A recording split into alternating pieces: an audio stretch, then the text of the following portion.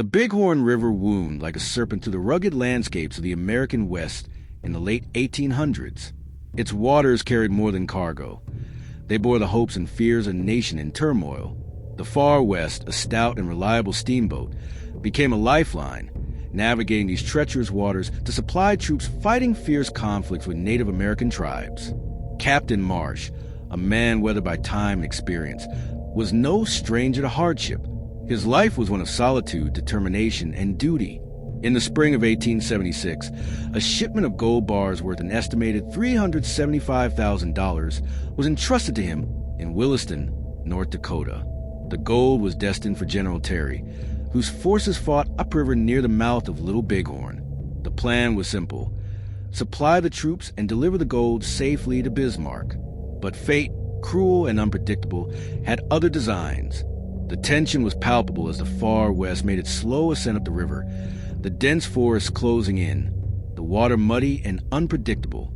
The news of General Custer's devastating defeat at Little Bighorn reached Captain Marsh like a dark omen.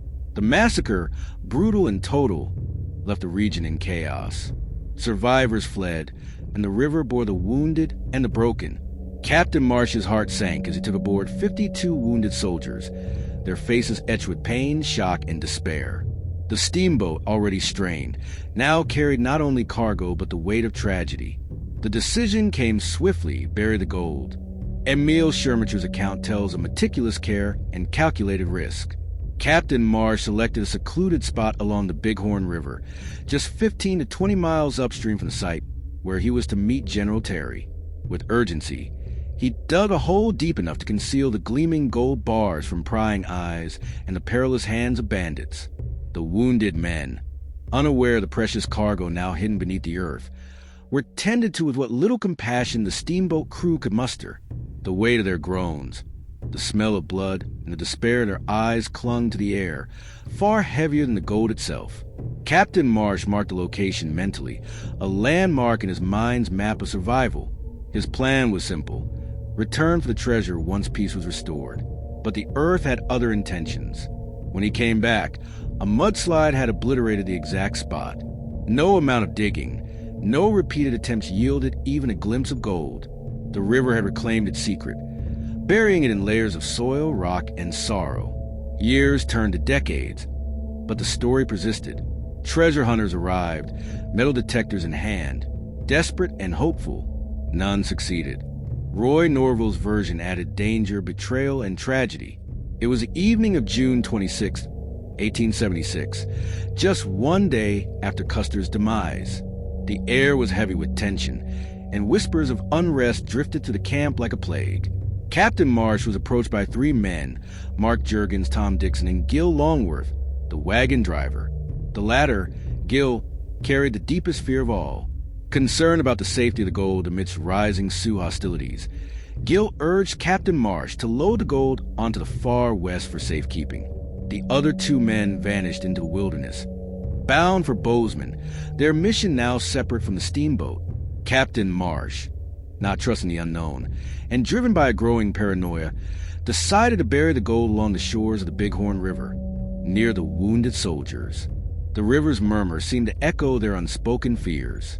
Later, as the far west steamed toward safety, news arrived that the three men had perished at the hands of Sioux warriors. Their fates unknown, their bodies lost to history. The gold remained, silent and untouched.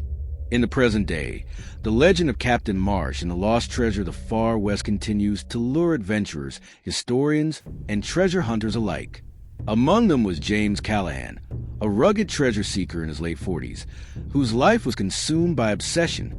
James has spent years poring over old maps, deciphering ancient accounts, and piecing together the fragmented stories of Captain Marsh. Clark's Island, the banks of the Bighorn River, and the mouth of Little Bighorn became as familiar to him as his own reflection. His team consisted of Sarah Mitchell, an archaeologist driven by academic curiosity, and Daniel Reed, a seasoned metal detectorist with a knack for uncovering forgotten relics. They arrived at the site during the fall of 2023. Under the light of a full moon, the exact conditions stipulated by the legend. The air was heavy, damp, and saturated with history. Their footsteps were careful, deliberate. The river whispered its ancient secrets. Every movement, every breath, every tool seemed to hold the weight of destiny. They established their triangle and began the painstaking excavation in absolute silence. On the third night of quest, the ground shifted beneath their hands. Metal detectors beeped insistently. Sarah's gloved hands trembled as she carefully unearthed a corroded metal box. The chest was fragile but unmistakably old. Inside, they found remnants of the past. Tarnished gold bars, a captain's log partially consumed by time, and personal artifacts that told of human greed, paranoia, and tragedy. The air seemed to hold its breath. The river remained still. James stared at the discovery, a mix of triumph and melancholy etched across his face. But the legend held one final twist. If even a single word was spoken during the process, the charm would break, and the treasure would be lost once more. They remained silent. History had finally revealed its secret. The world reacted with awe, disbelief, and wonder. Historians, journalists, and curious onlookers flocked to witness the find. The artifacts were carefully preserved, analyzed, and displayed in a dedicated museum exhibit named the Far West Legacy. Eleanor, a leading historian, reflected, "Captain Marsh's story is more than a tale of gold. It's a haunting reminder of sacrifice, secrecy, and human condition. Every artifact speaks of desperation, hope, and tragedy. Clark's Island remained, as always, a silent guardian of its secrets. Some still claim that at midnight, under a full moon, whispers drift across the riverbanks.